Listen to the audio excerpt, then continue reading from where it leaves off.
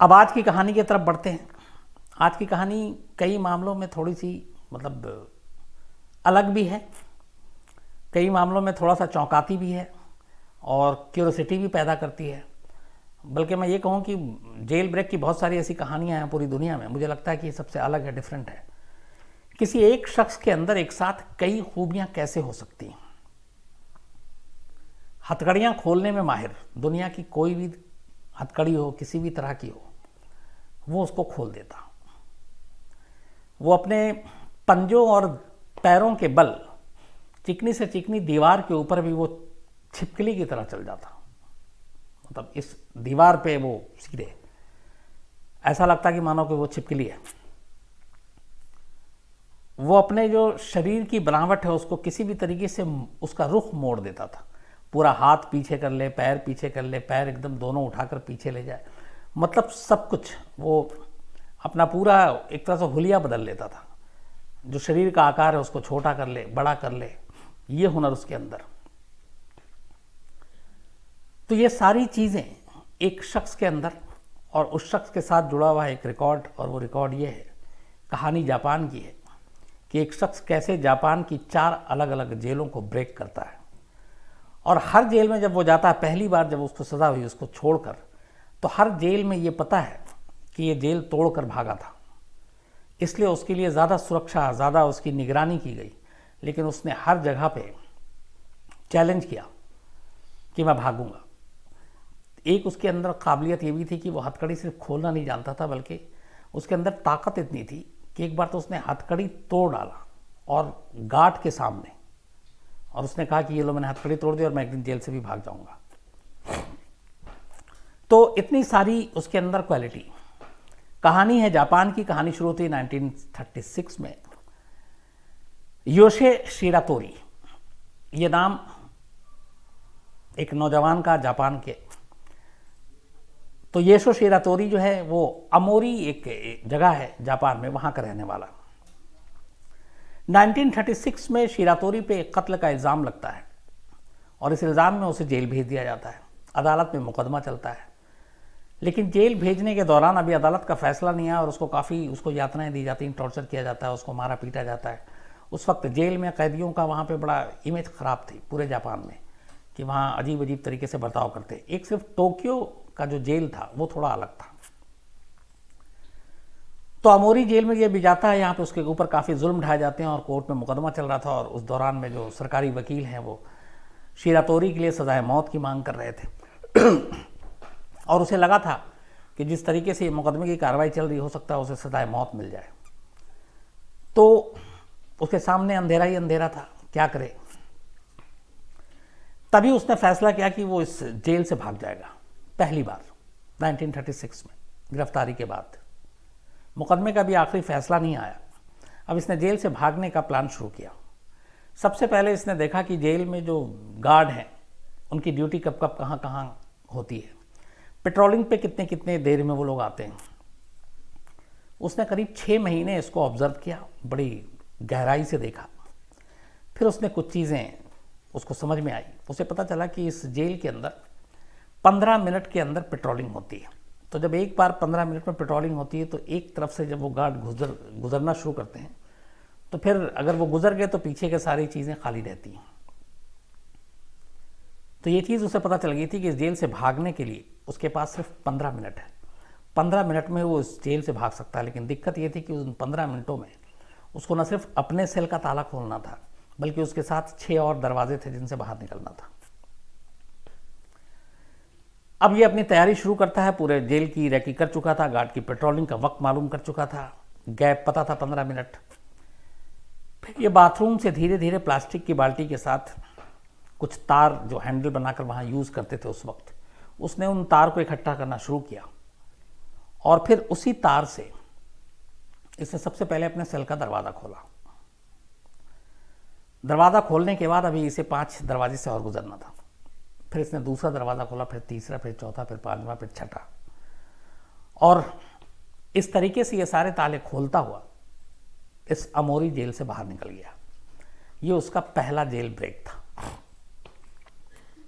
उस वक्त जो सुरक्षा थी, आमतौर पे जेलों में जो ताला और हर सेल में चूंकि कैदी अंदर बंद होते थे, तो ऐसा नहीं था कि हर तरफ गार्ड घूमते रहते थे। 15-15 मिनट में पेट्रोलिंग करते थे और सारे कैदियों का मुआयना करते थे। तो उसके पास ये 15 मिनट था, सारे ताले तोड़े और वहाँ से निकल गया। और ये काम उसने किया था देर रात, बल्कि सुबह 5:30 बजे, और 5:45 बजे तक वो जेल से बाहर था। इसके बाद जब राउंड पे दोबारा गार्ड आते हैं तो वहाँ पे वो देखते हैं कि इसके बेड पे सारा चादर वादर तो ढका हुआ है, लेकिन साथ में कुछ तार वार दिखता है। तो उन्हें शक होता है। उसके बाद अंदर जाते हैं, वो गायब था। हैरान। इसके बाद खैर अलार्म बजता है, ढूंढा जाता है, लेकिन वो मिलता नहीं है, जेल से निकल चुका था। लेकिन ये रिहाई, आज़ादी उसकी सिर्फ 3 दिन की थी। इतनी मेहनत, 6 महीने की कोशिश के बाद उसने जेल ब्रेक किया, लेकिन सिर्फ 72 घंटे वो आज़ाद रहा, बाहर रहा। 72 घंटे के बाद इसी अमोरी इलाके में एक हॉस्पिटल में वो पहुंचता है। पैसे वैसे थे नहीं, और हॉस्पिटल से कुछ सामान चुराने की कोशिश करता है, लेकिन वहाँ के स्टाफ उसको पकड़ लेते हैं। पकड़ने के बाद पुलिस को बुलाते हैं। जब पुलिस आती है तो पता, तब तक इसके बारे में जानकारी दे दी गई थी कि कैदी जेल से भागा है। तो पता चला कि ये शो शीरातोरी है। अब इसको वापस फिर पुलिस पकड़कर जेल भेज देती है, उसी अमोरी जेल में। अब वहाँ पे जब जेल में भेजती है, इसके बाद फिर मुकदमा चलता है। तो पहले मुकदमे का जो इसके ऊपर चल रहा था, तब तक उसका फैसला नहीं आया था, लेकिन अब ये चूंकि जेल भी ब्रेक कर गया और उसके बाद पकड़ा गया, तो उस कत्ल के लिए और इस फरारी के लिए, जेल से भागने के लिए, शीरातोरी को उम्र कैद की सज़ा सुना दी जाती है। उम्र कैद की सज़ा सुनाने के बाद अब उसको अमोरी जेल से निकालकर अकीता शहर में, एक सिटी है जापान में अकीता, तो अकीता सेंट्रल जेल भेज दिया जाता है। पहला जेल ब्रेक, 3 दिन के बाद गिरफ्तारी, मुकदमे का फैसला, उम्र कैद की सज़ा और अकीता जेल में ट्रांसफ़र। अकीता जेल में ये रहता है करीब 6 साल तक। अब 1942 का वक्त आ जाता है। अकीता जेल में जब ये पहुंचा, तो अकीता जेल में जब के सारे स्टाफ को ये पता था कि जो शीरातोरी है ये जेल तोड़कर भागा था और 3 दिन तक बाहर रहा था। तो वहाँ के जेल स्टाफ इस बात को लेकर खुंदक में थे, और उनका ये भी था कि तू यहाँ से भाग कर दिखा। तो उसको वहाँ पे काफ़ी टॉर्चर करते थे, इसलिए कि उसने जेल तोड़ा था, और उसके लिए ख़ास सुरक्षा का ध्यान रखते थे। उसे मारते पीटते थे, एक्स्ट्रा काम कराते थे जो आम कैदियों से कराया जाता था उससे ज़्यादा। और इस जगह पे जहाँ इसको रखा गया था, यहाँ पे ठंड काफ़ी थी। ये पूरा नॉर्थ जापान का पार्ट था,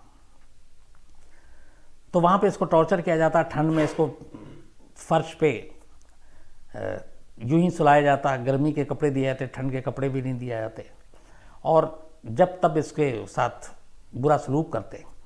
और ये भागे नहीं इस बार, इसलिए इसको एक ऐसे सेल में रखा गया जो ख़ास डिज़ाइन किया गया था, जो बहुत ही छोटा, जिसमें सिर्फ इसी के लंबाई चौड़ाई का एक शख्स रह सकता था, इसके अलावा कोई नहीं।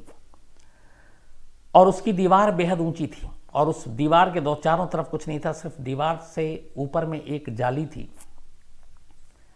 उस जाली से ही एक, मतलब छोटी सी जाली इतनी थी उसकी लंबाई चौड़ाई कि एक आदमी मुश्किल से बाहर निकल सकता था। लेकिन ज़मीन से लेकर उस दीवार तक की ऊंचाई इतनी ज़्यादा थी, और अंदर में कोई ऐसा साधन नहीं था कि कोई उस जाली तक पहुंच सके।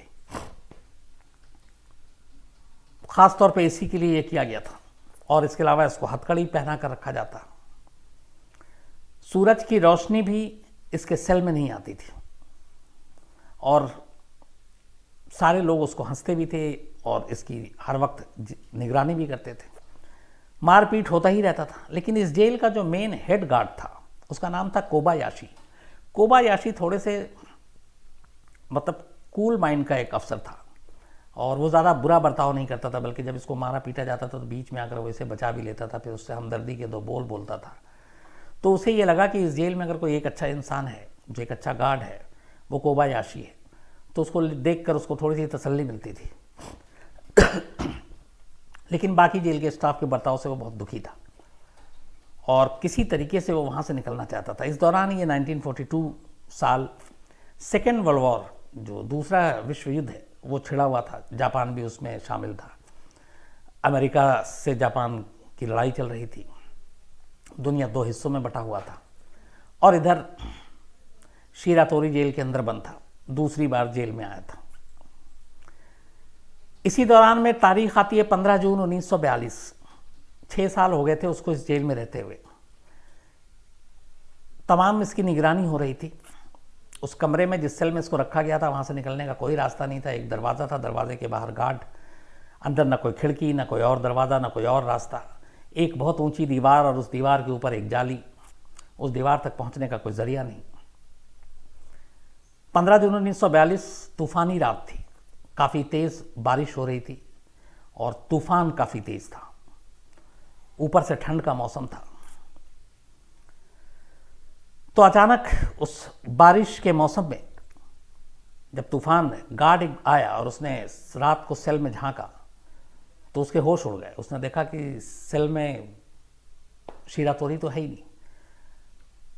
अब वो अचानक अंदर आया तो उसको ये लगा कि कहाँ जा सकता है, क्योंकि दरवाज़ा बंद है, दरवाज़ा खुला नहीं, दरवाजे से बाहर निकलने की उसको आज़ादी नहीं थी। हथकड़ी उसके हाथ में, तो ज़मीन खा गई, आसमान निकल गया। इसके बाद वो फिर अलार्म वलाम बजता है लेकिन उसका कोई पता नहीं चलता है। इसके बाद पता चलता है कि वो कैसे भागा यहाँ से। हथकड़ी खोलने में उसको महारत हासिल थी, तो हथकड़ी के लिए वो किसी भी एक कोई चीज़ उसे मिल जाए वो उससे खोल लेता था। तो उसने हथकड़ी खोलने का वही तार और बाकी पिन, इन तरीक़ों का इस्तेमाल किया। और उसके बाद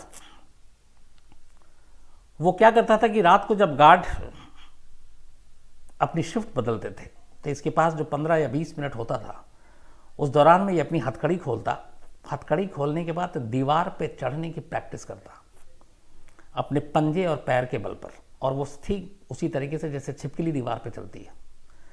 और वो बिल्कुल कॉपर की दीवार थी और वो उस चिकनी दीवार पे भी बेहद आसानी से धीरे धीरे प्रैक्टिस करके ऊपर चढ़ना शुरू किया। और वो कई फीट ऊंचाई पर वो जाली थी जहाँ से बस एक हवा आने का ज़रिया था। तो ये प्रैक्टिस करता, फिर वापस आता, अपनी हथकड़ी को बंद कर लेता, फिर सो जाता। 6 महीने उसने ऐसा किया। 6 महीने के बाद इसको महारत आ गई दीवार पर चलने की, बिल्कुल स्पाइडरमैन के जैसे। उसके बाद ये क्या करता कि जो जाली थी वो स्टील की जाली थी, लेकिन उसकी जो फ्रेम थी चारों तरफ वो लकड़ी की थी। तो जब ये प्रैक्टिस कर करके उस जाली तक पहुंच गया तो पर उसे लगा कि इस जाली को खोलें कैसे, क्योंकि वो स्टील मजबूत, काटने का कोई औजार नहीं और कोई तरीका नहीं, तोड़ने के लिए कोई सामान नहीं। तो ये वहाँ पे जाता और उस लकड़ी के फ्रेम को, जो इसको खाने के लिए कुछ प्लेट और ये सारी चीज़ें मिलती थी और सूप बॉल, उसके ज़रिए वो 15 से 20 मिनट हर रात प्रैक्टिस करने के बाद जब ये दीवार पर चल चुका तो ये ऊपर जाता और उस लकड़ी के फ्रेम को ठोक पीट के किसी तरह से कमज़ोर करने की कोशिश करता, फिर नीचे आता, फिर अपनी हथकड़ी पहनता और सो जाता। करीब महीने गुजर गए। इसके बाद उसे लगा कि अब ये फ्रेम जो है थोड़ा लूज़ हो गया।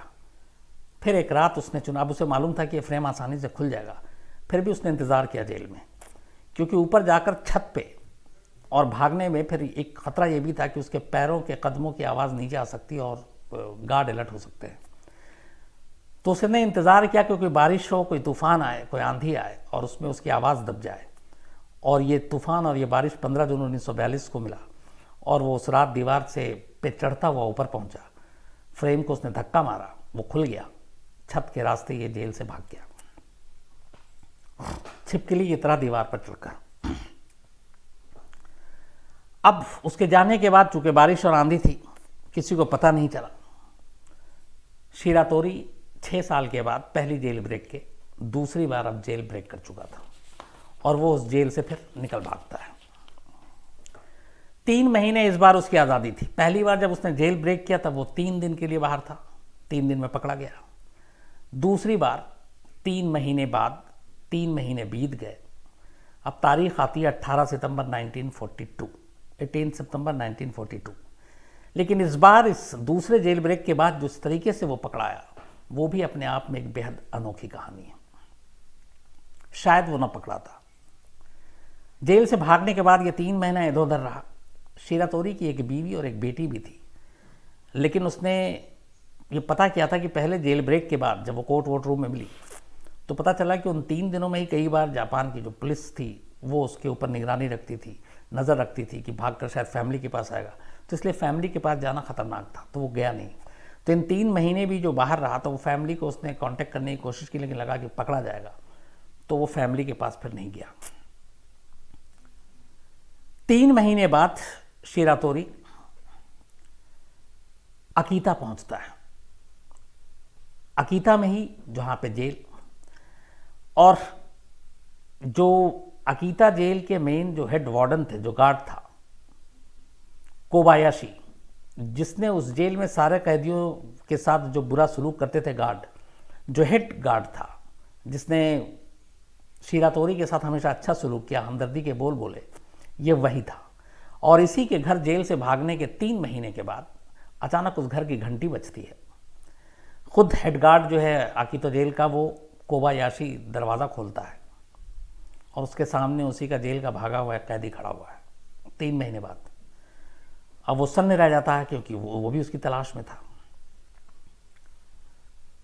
तो पहले तो उसे समझ में नहीं आता, फिर खैर वो अपने अंदर बुलाता है, उसे बैठाता है, खाना वाना खिलाता है, फिर पूछता है कि तुम जब भाग चुके तो यहाँ क्यों आए। तो उसने कहा कि एक्चुअली मैं जेल से भागना नहीं चाहता हूँ कभी, लेकिन जो जेल के अंदर सलूक होता है कैदियों के साथ, मुझे उससे गुस्सा है, मुझे उससे लड़ाई है। मुझे पहले जेल में भी पीटा गया, मारा गया, जो गैर कानूनी तरीके से एक्स्ट्रा काम है वो कराए गए। यहाँ पे कैदी मुझे मारते थे, मुझे ठीक से सोने नहीं देते थे, लेकिन आप ही एक शख्स थे जिसने मुझे इंसान समझा और मेरे साथ अच्छा सलूक किया। तो मैं आपके पास इसलिए आया हूँ कि एक मैं प्रपोज़ल लेकर आया हूँ। मैं सरेंडर करना चाहता हूँ, लेकिन ये सरेंडर मैं जस्टिस डिपार्टमेंट के सामने, जो जापान की एक पूरी जस्टिस डिपार्टमेंट है, उनके सामने करना चाहते हैं, जजों के सामने करना चाहता हूँ, अपने इस मुद्दे को लेकर कि जो जेल का हमारा सिस्टम है उसको सुधारा जाए और जेल के अंदर जो एक इंसानों के साथ, कैदियों के साथ जो जानवरों जैसा सलूक किया था वो बंद हो। तो शायद मेरी आवाज़ से बाकी जेल के कैदियों के ऊपर कुछ असर पड़े, उनके साथ अच्छा हो। तो इसलिए मैं आपके पास आया हूँ क्योंकि आप पे भरोसा, आपने जेल में मेरे साथ अच्छा सलूक किया था। क्या आप मेरी मदद करें और मुझे जस्टिस डिपार्टमेंट तक ले चले, मैं वहाँ सरेंडर करना चाहता हूँ। कोबायाशी के ऊपर भरोसा था शिरातोरी को, इसलिए वो वहाँ पहुँचा था। कोबायाशी उसे भरोसा दिलाता है, ठीक है चलो मैं तुम्हारी मदद करूँगा। इसके बाद इसी बीच में शिरातोरी अंदर बाथरूम चला जाता है, पर कोबायाशी अपना वादा पूरा नहीं करता। वो इस दौरान में पुलिस को कॉल कर देता है। थोड़ी देर के बाद पुलिस वहाँ पहुँच जाती है और शिरातोरी दूसरे जेल ब्रेक के ठीक 3 महीने बाद जो हेड गार्ड था उसी के घर से अरेस्ट हो जाता है। लेकिन ये गिरफ्तारी एक धोखा थी, क्योंकि वो गया था दूसरी उम्मीद में, लेकिन जिससे उम्मीद और जिससे मदद के लिए गया था उसी ने उसको गिरफ्तार करवा दिया। अब पहली बार फैसला आया नहीं था, दूसरी बार उम्र कैद की सज़ा हुई पकड़े जाने के बाद। तो अब ये दूसरे जेल ब्रेक के बाद ये जब पकड़ा गया तो फिर इसको उम्र कैद के साथ 3 साल की सज़ा और जोड़ दी गई जेल ब्रेक के लिए। तो अब उम्र कैद तो थी ही, साथ में 3 साल की सज़ा और हो गई। इसने कोर्ट से कहा कि ठीक है आप मुझे सज़ा दे दीजिए, लेकिन आप मुझे टोक्यो के जेल में रखें। टोक्यो का मौसम थोड़ा सा ठीक होता है, वार्म होता है, और ये टोक्यो के जेल के बारे में ये भी थी कि वहाँ कैदियों के साथ थोड़ा सा ठीक ठाक सलूक किया जाता है। तो इसने गुजारिश की इस अदालत में कि मुझे टोक्यो जेल भेजा जाए, लेकिन अदालत ने इसकी बात नहीं मानी और अब तीसरी बार इसको सीधे नॉर्थ जो जापान है उसमें एक जगह है होकाइडो। होकाइडो एकदम बिल्कुल ठंड इलाका है, यहाँ पे बर्फ़ की पहाड़ियाँ हैं। तो होकाइडो में जो सबसे बड़ा जेल है और बड़ा एकांत में है उसका नाम है आबाशिरी जेल। तो जापान के अब एक और शहर होकाइडो में, जिसके आबाशिरी जेल में अब शिरातोरी को भेज दिया जाता है उम्र कैद और 3 साल और सज़ा काटने के लिए।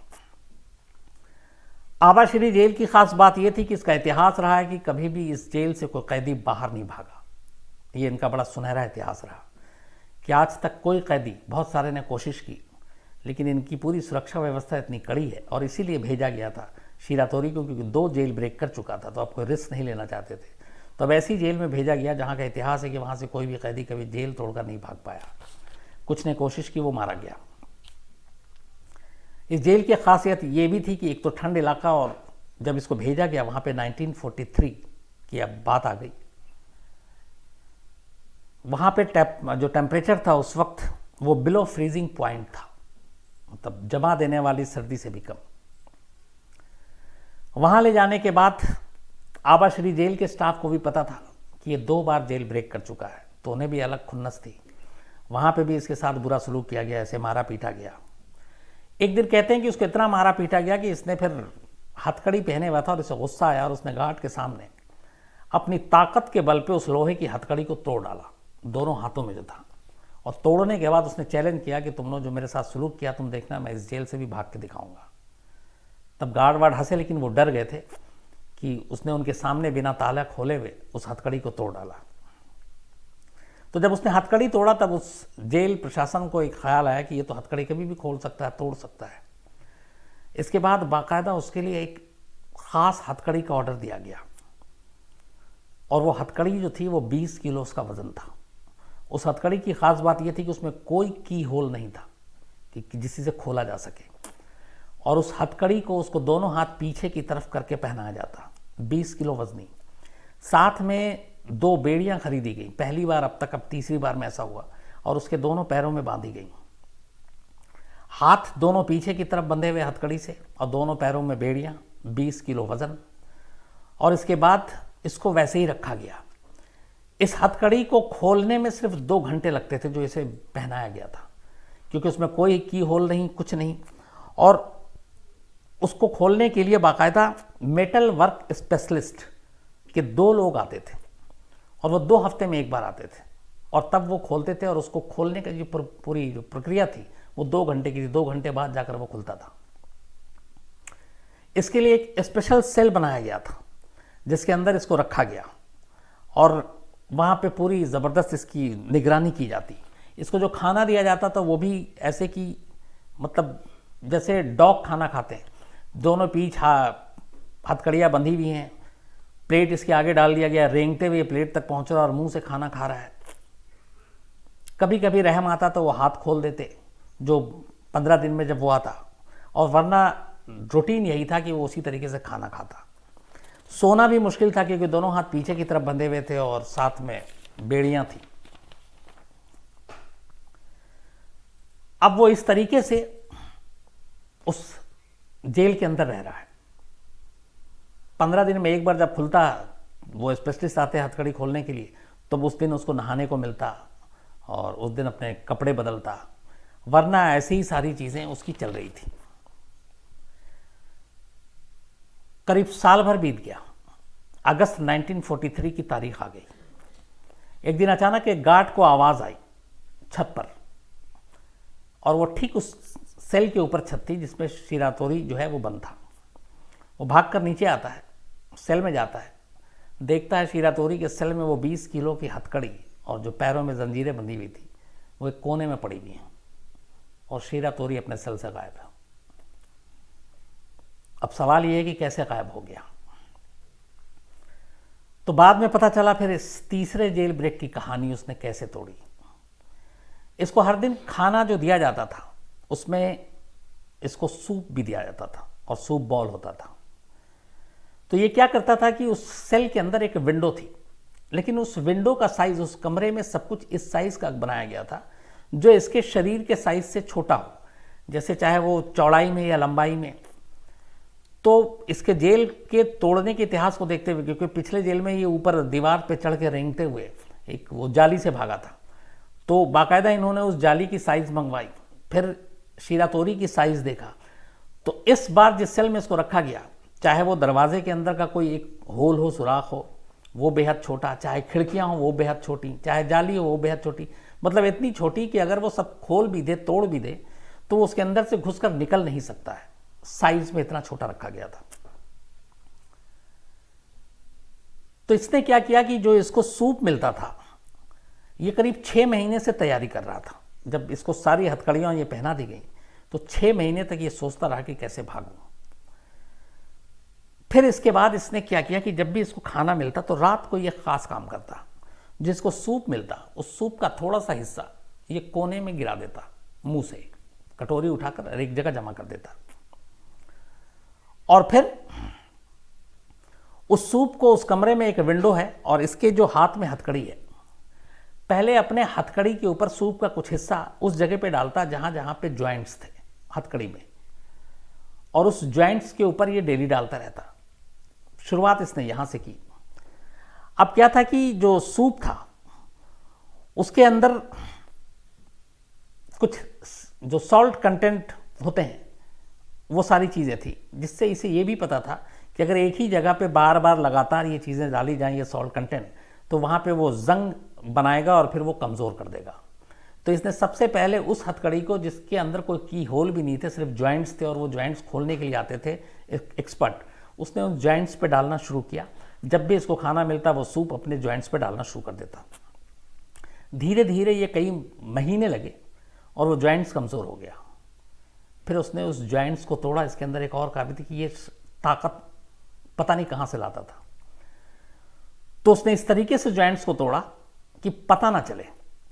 लेकिन जैसे ही इसने जॉइंट्स को तोड़ा तो इसे मालूम था कि अब उसके पास ज़्यादा वक्त नहीं है, क्योंकि एक्सपर्ट भी कभी आ सकते हैं। और साथ में वो सूप का हिस्सा कुछ जो है वो फेंकता था। एक विंडो था, तो उस विंडो के ऊपर साइड में जहाँ पे भी जंग लगे। करीब 6 से 7 महीना बीता इस रूटीन काम में। उसके बाद उसका मकसद कामयाब हो गया। वो हथकड़ी जो है उसकी टूट गई, वो जो विंडो थी वो कमज़ोर हो गई। हथकड़ी टूटने के बाद उसने विंडो तोड़ा और फिर उस जगह से, उस विंडो के ज़रिए उस जेल से भाग गया। ये उसका तीसरा जेल ब्रेक था। लेकिन यहाँ से जब वो भागा तो जेल के जो जेलर और बाकी लोग थे वो बहुत ज़्यादा, मतलब उनको गुस्सा नहीं आया, वो खुश हुए। इसलिए कि जेल ऐसी जगह थी जहाँ पे एक चारों तरफ बर्फ़ की पहाड़ी थी, एकांत में थी, और फ्रीज कर देने वाला टेम्परेचर था। कपड़े इसको ऐसे दिए नहीं जाते थे, ठंड में रखा जाता था। और सबसे कमाल ये था कि जो जिस जगह से ये निकल के भागा था, वो मैंने आपको जैसे शुरू में कहा कि वो सारे होल और सारी चीज़ें इतनी छोटी रखी गई थी जो इसके साइज़ से ये बड़ा था और साइज़ उसकी छोटी, उसमें घुस के वो निकल ही नहीं सकता था। लेकिन इसकी तीसरी काबिलियत पता चली, वो ये कि अपने जॉइंट्स को, अपने शरीर के हिस्से को डिसलोकेट कर देता था। मतलब हाथ कभी भी पूरा घुमा कर पीछे, पैर घुमा कर पीछे, तो इस तरीके से डिसलोकेट करता था कि ये जितना बड़ा है उससे अपने आप को छोटा बना लेता था, शरीर के अंगों को एक दूसरे में घुसाकर मिलाकर। और उसी का तरीका इसने उस विंडो से निकलने में किया, वरना जो इसके आकार कदकाठी का था उसमें से निकलना मुश्किल था। लेकिन चूंकि इसे ये कला थी कि अपने जॉइंट्स को, शरीर के हिस्से को डिसलोकेट करने का, उसका इसने वहाँ इस्तेमाल किया और वहाँ से भाग गया। लेकिन अब इस जेल को लगा कि अगर भाग गया तो ये मौत के मुंह में गया, बचेगा नहीं। इसलिए कि एक तो बाहर तूफान, पूरा बर्फ़ की पहाड़ियाँ चारों तरफ, और वहाँ पे जानवर, ख़ास तौर पर भालू और भेड़िए। तो ये सब खुश हुए थे कि ये बचेगा नहीं। खाना पूर्ति के लिए कुछ दिन तलाश किया लेकिन मिला नहीं। और इसके बाद शीरा तोरी गायब।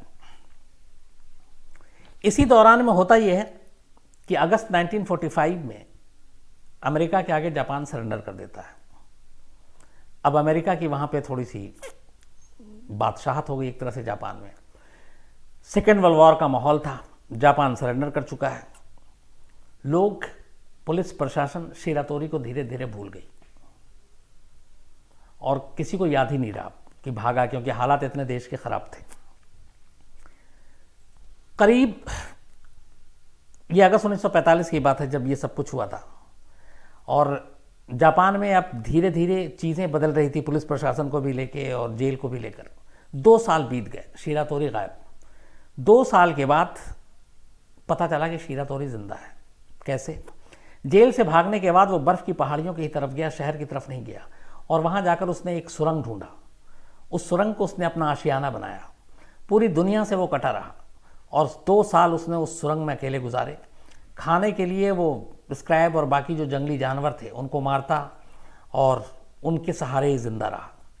जब 2 साल हो गए तब उसे लगा कि अब बहुत हो गया, अब चलते हैं। लोग भूल गए होंगे, पुलिस भी पीछे नहीं पड़ी होगी। तो जापान में एक शहर है साप्रो, तो इसने कहा कि अब साप्रो शहर जाना, वहाँ से इसको अपनी बीवी और बेटी का कुछ संपर्क का पता करना था, निकालना था उनका पता। तो इस पहाड़ी इलाके से करीब 50 दिन के बाद वो साप्रो शहर पहुंचता है। जब साप्रो शहर पहुंचता है तो वो चौंक जाता है। वो देखता है कि जगह जगह अमेरिकन सोल्जर्स घूम रहे हैं, जापानी की जगह इंग्लिश में न्यूज़पेपर आ रहे हैं और बहुत सारे दीवार पे और ये सारी चीज़ें लगी हुई हैं। और वहीं उसे न्यूज़पेपर के ज़रिए पता चलता है कि हिरोशिमा और नागासाकी पे एटम बॉम्ब गिरा और इतने लोग मारे गए। ये सारी चीज़ें उसे अब उस पहाड़ी इलाके से आने के बाद पता चली। ये सारा अखबार पढ़ने के बाद अब उसे जब सच्चाई पता चली तो अब उसे लगा कि इतने सारे हालात बदल गए हैं तो अब शायद उसके लिए ख़तरा कम है, पुलिस भी पीछे नहीं पड़ेगी। तो अब निकलता है, आगे की तरफ बढ़ता है। लेकिन उसे भूख लगी थी, रास्ते में एक टमाटर का खेत मिलता है। वो उस टमाटर के खेत से कुछ टमाटर लेकर तोड़कर खाने लगता है। किसान देख लेता है, उस खेत का मालिक। किसान के साथ इसका झगड़ा होता है। इस झगड़े के दौरान किसान उसके ऊपर हमला कर देता है, क्योंकि वहाँ पे ये था कि चोरी वोरी, काफ़ी चोर भी थे। तो किसान को लगा कि ये कोई चोर है। तो उस हमले में, आपसी गुत्थम गुत्थी में, जो किसान जिस चीज़ से अटैक कर रहा था उसी को लेकर शीरा तोरी जो है वो किसान पे हमला कर देता है और इत्तेफाक से इस आपसी लड़ाई में उस किसान की मौत हो जाती है। तो एक एक्सीडेंटल डेथ थी। आपसी झगड़ा में बचने बचाने के लिए वो हथियार उसी को लग जाता है और किसान मर जाता है। किसान मरता है, ये भागता है, लेकिन तब तक बाकी लोग आ जाते हैं और शीरा तोरी को पकड़ लेते हैं। तो इस तीसरी जेल ब्रेक के बाद शीरा तोरी करीब 2 साल तक आज़ाद रहा और उसके बाद पकड़ा गया। पहली बार 3 दिन, दूसरी बार 3 महीने, तीसरी बार 2 साल। 2 साल की आज़ादी के बाद अब वो फिर पकड़ा जाता है और इस बार चूँकि एक किसान के कत्ल का इल्ज़ाम था तो उसको पकड़ने के बाद फिर सापरो जेल भेज दिया जाता है और सापरो की डिस्ट्रिक्ट कोर्ट अपना फैसला सुनाती है 1947 में और शीरा तोरी को मौत की सज़ा देती है, क्योंकि उसके ऊपर कत्ल का इल्ज़ाम था। मौत की सज़ा सुनाने के बाद अब इसको सापरो जेल भेज दिया गया। अब ये था कि इसको कभी भी मौत की सज़ा दी जा सकती है। इतिहास ये था कि ये 3 जेल ब्रेक कर चुका था, पूरे जेल प्रशासन को सब कुछ मालूम था, तो अब की कोई रिस्क नहीं लेना चाहते थे। तो इसलिए इस बार काम ये किया कि जिस सापरो जेल में शीरा तोरी को रखा गया वहाँ इसके ऊपर 24 घंटे की निगरानी लगाई गई। 6 आर्म्ड फोर्स जो हथियारबंद जवान, उनका काम ही सिर्फ स्पेशल ये था कि शीरा तोरी पे आपको नज़र रखनी है। खिड़की, दरवाजे, छत, कोई भी ऐसी जगह जहाँ से कमरे के अंदर से निकलने, तोड़ने, निकल भागने की ज़रा सी भी गुंजाइश होगी, उन सब क्यों अब इतना और छोटा किया गया, क्योंकि पिछली जेल से पता चला था कि इसने अपने जो जॉइंट्स हैं उनको डिसलोकेट कर लेता है। तो उन्होंने कहा कि एक चीज़ पता की उन्होंने फिर कि ये जॉइंट्स तो डिसलोकेट कर सकता है लेकिन अपने सर को छोटा या बड़ा नहीं कर सकता है। तो उन्होंने हर चीज़ को जो बनाया वो ऐसा बनाया कि बाकी चीज़ें तो हाथ पैर, ये बॉडी सब सिकोड़ कर, निचोड़ कर अंदर जा सकता है, बट जो इसके सर का साइज़ है उस सर के साइज़ से छोटी हर खिड़की से लेके हर सुराख रखी, ताकि अगर ये कुछ कर भी ले, दीवार में छेद भी कर ले, खिड़कियाँ तोड़ भी दे, तो वो इतनी छोटी होंगी कि इसका सर ही उसके अंदर नहीं घुस पाएगा और ये फंस जाएगा। तो इन्होंने इसके सर के हिसाब से और सर के साइज़ के हिसाब से ये सारी चीज़ें की। 6 लोग लगातार इस पर नज़र रखते थे और इसलिए जब इतनी ज़्यादा सख्ती थी तो पहली बार ऐसा हुआ था कि इसको हथकड़ी भी नहीं पहनाया, क्योंकि उन लोगों को मालूम था कि इसको कोई भी हथकड़ी पहनाओ ये खोल देगा, तोड़ देगा। तो उन्होंने कहा हटाओ, हथकड़ी इसको नहीं पहनाते हैं, हर वक्त इसके ऊपर नज़र रखते हैं और इसको देखते हैं। अब ये सबसे मुश्किल काम था इस जेल से भागना, क्योंकि इसके ऊपर नज़र है और सारी चीज़ें इसके पिछले जो जेल से भागे उन सबको ध्यान में रख के बनाया गया। इसने जब इस स्पेशल डिज़ाइन किए हुए कमरे में इसको रखा गया तो ये आने के बाद सबसे पहले ये काम करता कि जब इसे मौका मिलता ये छत की तरफ घूरना शुरू कर देता और दीवार की तरफ देखना शुरू कर देता। तो जो गार्ड थे 6 लगातार इसको देखते रहते थे। वो देखते और हंसते कि ये, वो समझते कि ये छत से भागने का प्लान कर रहा है और भाग नहीं पाएगा, और इस मतलब एक तरह से चैलेंज के तौर पे देखते थे और उसके ऊपर हंसते थे कि ये बेवकूफ़ है। एक तो काम उसने ये किया तो उन गार्ड को ये लगा कि ये ज़रूर छत के रास्ते कुछ जुगाड़ में लगा हुआ है। दूसरा काम उसने ये किया कि जैसे उस सेल में आया तो उसको फर्श पे सोने के लिए दिया जाता था। जेल में आने के करीब 15 दिन के बाद इसने एक हैबिट बना ली। जेल में जब आते हैं तो उसका एक रूटीन होता है कि आपको जेल के मैनुअल के हिसाब से टाइम टेबल उठना होता है, जागना होता है, काम करना होता है। तो जब भी वो गार्ड इसको उठाने आता तो ये आनाकानी करता। अगर 6 बजे उठना, नहीं उठता, 6:30 7, इसके लिए पिटता भी वो, पर उठता नहीं। तो 1 2 3 4 5 6 दिन ऐसे लगातार ये चलता रहा। तो गार्ड को ये लगा कि अच्छा, ये थोड़ा कमज़ोर भी हो गया, वक्त भी बीत रही थी, उम्र भी बीत रही थी, तो गार्ड को लगा कि शायद यहाँ पे एक तो इसने मार खाए हैं, बहुत टॉर्चर भी हुआ है अलग अलग, 2 साल तक ये पहाड़ियों में रहा, तो फिर उन्होंने कहा कि चलो उसमें से कुछ रहमदिल था कि इसको छोड़ देते हैं। तो कई बार वो उसको उठाते और वो उठता नहीं, और अपने ज़मीन पे बेड जो एक गद्दा और वो मिला हुआ था वो उसी पे सोया रहता। धीरे धीरे वक्त बीता और एक दिन अचानक रात को गार्ड सारी निगरानी करने के बाद, वहाँ पे जो सारे इसकी निगरानी होती थी और रात को फिर गार्ड चले जाते थे, मतलब वो हर वक्त आमने सामने नहीं होते थे, तो सारा उन्होंने चेक किया, चले गए। सुबह सुबह जब वो आते हैं तो देखते हैं कि सेल से शीरा तोरी गायब है, और वो चारों तरफ देखते हैं, खिड़कियाँ वैसी हैं, जाली वैसी है, दरवाजे वैसे ही हैं, और कहीं कुछ नहीं है। आखिरी में उनकी नज़र उसके गद्दे पे जाती है, गद्दा सरकाते हैं। उसके बाद पता चलता है कि उन्होंने सब कुछ किया, बस एक गलती कर दी थी। जेल स्टाफ ने उसके पुराने 3 जेल ब्रेक के इतिहास को देखते हुए उसकी हथकड़ियों से लेके, उसके सुराख से लेके, उसके शरीर के आकार को बदलने से लेके, उसके सर के साइज से लेके हर चीज़ कर दिया। पूरी दीवार, छत, खिड़कियां सब मजबूत कर दी। ज़मीन की तरफ देखना वो भूल गए थे। उसने जिस जगह पे वो सोता था उसके ठीक नीचे एक सुरंग बना लिया था, और उस सुरंग के रास्ते वो निकल गया। और वो सुरंग वो रात को बनाया करता था, और फिर जैसे ही वो गार्ड या कुछ आते तो वापस जो फ्लोर बेड था वो उसी जगह पे रख देता। तो वो जितनी खुदाई करता जाता और फिर फ्लोर बेड से उसको ढक देता। और इसके बाद फिर पता चला कि शुरुआत में उसने जो नाटक किया था, जब गार्ड उसको उठाने के लिए आते थे और वो नहीं उठता था, तो उनको ये लगता था कि ये काम वाम नहीं करना चाहता। एक्चुअली वो ज़मीन तैयार कर रहा था कि कभी जब मैं ये खुदाई शुरू करूं और उसके बाद अचानक वो आ जाएं और कहीं हटा लें और देख लें कि नीचे क्या हो रहा है, तो उनका भरोसा जीतने के लिए पहले बिना खुदाई शुरू करने से पहले उसने ये नौटंकी की कि वो लगातार सोता रहता था। तो उन्हें लगा कि इसको आदत हो गई है सोने की, और इसलिए वो थोड़े थोड़े उसकी तरफ से बेपरवाह होते गए। लेकिन असल में ये उसकी प्लानिंग थी कि जब वो खुदाई शुरू करे तब भी उन्हें लगे कि ये नहीं उठ रहा, तो इसका मतलब है कि पहले चूंकि जब वो नहीं उठता था तो आके कई बार तलाशी भी ली, गद्दे भी सरका दिए। लेकिन अब जब उसकी हैबिट पता चल गई कि ये लेट तक सोता है, डंडा खा लेगा लेकिन वक्त पे नहीं जाएगा, तो उन्होंने उसकी तरफ से एक तरह से वो लापरवाह हो गए, और उसी का उसने फ़ायदा उठाया। पूरी जेल की दीवार से लेकर छत मजबूत थी, जिस ज़मीन पे था वो ज़मीन कमज़ोर थी, और वो उस सुरंग से निकलकर वहाँ से भाग गया। ये उसकी चौथी और आखिरी जेल ब्रेक थी। यहाँ से भागने के बाद सारी फोर्स उसको ढूंढ रही है, लेकिन ये निकल गया, और अब इस तक कोई कुछ नहीं पहुँच सकता था। अब इसके बाद की जो कहानी है वो वैसी है जैसे दूसरी बार में एक पुलिस अफसर पे इसने भरोसा किया था। अब चौथे जेल ब्रेक के बाद एक दिन अचानक एक जगह पे ये बैठा हुआ था शहर में। साप्रो, एक सप्रो शहर है जापान में, 1948 की ये बात है। 47 में ये जेल तोड़ के भागा था। लगभग साल भर बीत गया। साल भर बीतने के बाद ये एक दिन एक सप्रो एक जगह पे पब्लिक प्लेस पे बैठा हुआ था।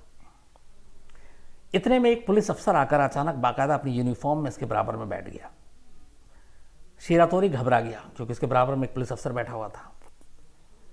अब अभी तक कोई बातचीत नहीं हो रही। थोड़ी देर के बाद वो पुलिस अफसर एक सिगरेट जलाता है और सिगरेट पीना शुरू कर देता है। ये उसको देखता रहता है। अब ये भी सोच रहा था कि मैं उठ के अचानक चला जाऊँ, उसे शक ना हो जाए, मैं पकड़ा ना जाऊँ, क्योंकि दिल में चोर था। थोड़ी देर के बाद अचानक वो पुलिस अफसर सिगरेट पीते पीते सिगरेट का पैकेट निकालता है और उसमें से एक सिगरेट शीरातोरी को ऑफर कर देता है। वो पुलिस अफसर की तरफ देखता है, सिगरेट लेता है, सिगरेट जलाता है, सिगरेट पीता है। उसके बाद अचानक उसके दिमाग में आता है कि इतने सारे पुलिस अफसरों ने इतने सारे जेल में उसके साथ जुल्म किया, जुल्म ढाया। एक हेड गार्ड पे उसने भरोसा किया, उसने उसकी बात नहीं मानी, और एक ये जो अपनी यूनिफॉर्म से लग रहा है कि बहुत बड़ा अफसर है पुलिस का, ये मुझे सिगरेट दे रहा। और उस वक्त सिगरेट लग्जरी की गिनती में आती थी, मतलब अमीरों के शौक थे, महंगे थे, सेकेंड वर्ल्ड वॉर की बात है। तो उसे लगा कि इतनी कीमती चीज़ एक पुलिस अफसर मुझे दे रहा है, इतनी इज्जत दे रहा है, तो उससे बर्दाश्त नहीं हुआ, उसे गिल्टी फील हुई।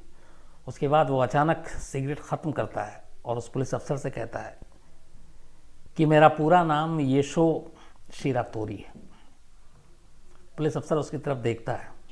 ये नाम लगभग उस वक्त जापान के हर पुलिस वालों को पता था, क्योंकि 4 जेल ब्रेक करके वो सारी सुर्खियां बटोर चुका था। तो जब ये अपना पूरा नाम दोबारा बताता है तो कहता, तुमने अपना मुझे नाम क्यों बताया, तुम तो भागे हुए हो। तो वो कहता है कि आपने एक सिगरेट देकर मुझे ये बताया कि हर पुलिस वाले ऐसे नहीं होते, और दूसरा मैं अब थक गया हूँ भाग भाग कर। मेरी लड़ाई सिर्फ जेल के सिस्टम से है अपने मुल्क की, जहाँ पे कैदियों के साथ जानवरों की तरह सलूक किया जाता है, और उन्हीं चीज़ों ने मुझे बार बार जेल ब्रेक कर उनको ये एहसास दिलाने के लिए मजबूर किया कि तुम अगर ऐसे हो तो मैं तुमको नाकाम दिखाऊंगा और मैं जेल तोड़ूंगा। लेकिन बोला कि आज आपने जिस तरीके से मुझे सिगरेट दे के मेरी इज्जत बढ़ाई, उसके बाद मुझे गिल्टी फील हुई है। मैं चाहता हूँ कि मुझे वापस अब थक गया हूँ भागते भागते, लेकिन सिर्फ एक गुजारिश है कि जेल सिस्टम सुधार दें। वो पुलिस अफसर उसको अपने साथ ले जाता है। साथ ले जाने के बाद उसे कोर्ट में पेश किया जाता है। वो पुलिस अफसर धोखेबाज नहीं निकला। उसने बाकायदा जज के सामने उसकी सारी ख्वाहिशों को बताया। जज ने उसकी सारी चीज़ों को सुना। फिर से केस की सुनवाई शुरू हुई, और उस किसान का जो मर्डर का चार्ज था, वो सारे गवाहों और उसको देख के अदालत ने अपना फैसला सुनाया कि वो सेल्फ डिफेंस में किया गया जुर्म था। लेकिन चूंकि 4 जेल ब्रेक किया था, इन सारी चीज़ों को मिलाकर जज ने 20 साल की सज़ा सुनाई शिरातोरी को। और शिरातोरी की इस बार उस ख्वाहिश को मान ली गई कि मुझे टोक्यो जेल भेजा जाए। 20 साल की सज़ा और अपना जुर्म भी कबूल कर लिया शिरातोरी ने। उसके वजह से टोक्यो जेल भेजा गया। टोक्यो जेल का माहौल भी अच्छा था, मौसम भी अच्छा था, वहाँ के गार्ड भी अच्छे थे, और वो उसके साथ अच्छा सलूक करते थे। इसलिए वो पहली ऐसी जेल थी जहाँ से शिरातोरी ने भागने का सोचा भी नहीं। उसने कहा कि हाँ, सब कुछ अच्छा है, अब मैं नहीं भागूंगा, अब मैं आज़ाद ज़िंदगी जीऊँगा जब यहाँ से निकलूँगा। करीब 14 साल तक वो टोक्यो जेल में रहा। 14 साल बाद 1961 में उसको पेरोल मिला। पेरोल पर वो बाहर आया। पहली बार वो एक आज़ाद शहरी के तौर पर कानूनन अब बाहर आया था। अब तक जब भी बाहर आया था 4 बार जेल ब्रेक करके आया था। बाहर आने के बाद वो अओमोरी गया। अओमोरी में ही उसकी फैमिली थी, बीवी और बेटी। लेकिन वहाँ जाकर पता चला कि उसकी बीवी की मौत हो चुकी है। उसकी बेटी अब बड़ी हो गई है, और जब बेटी बच्ची थी तब ये जेल में था। फिर वो अपनी बेटी को सारी कहानियाँ सुनाता है। उसके बाद वो अओमोरी में ही रहता है। पेरोल के बाद ये फिर जेल नहीं जाता, क्योंकि इसके चाल चलन अच्छे थे।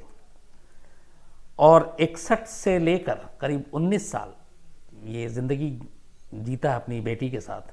1979 में हार्ट अटैक से इसकी मौत हो जाती है। तो आखिरी के 19 साल आज़ाद हवा में इसने सांस ली, और 1979 में इसकी डेथ हुई। इसकी मौत की कहानी, इसकी जेल से ब्रेक की कहानी पूरे जापान में, इस पर कई नॉवेल छपे, और ये जापान में एक तरह से हीरो भी बना और एंटी हीरो भी बना। और इस शिरातोरी की ही वजह से कहते हैं कि जापान के जेल सिस्टम में बदलाव आया। जुडिशरी ने उसकी बातें सुनी, उसने जो कुछ कहा अपने तजुर्बे से वो सब, और फिर जेल में वहाँ पे गार्ड्स को और जेल के स्टाफ को नए सिरे से ट्रेनिंग दी गई, और कहा गया कि आप कैदियों के साथ किस तरीके का सलूक करेंगे। तो एक शिरातोरी ने अपने 4 जेल ब्रेक के ज़रिए एक पूरे मुल्क के जेल सिस्टम को भी बदल दिया और सुधार दिया। ये थी पूरी कहानी येशो शिरातोरी की।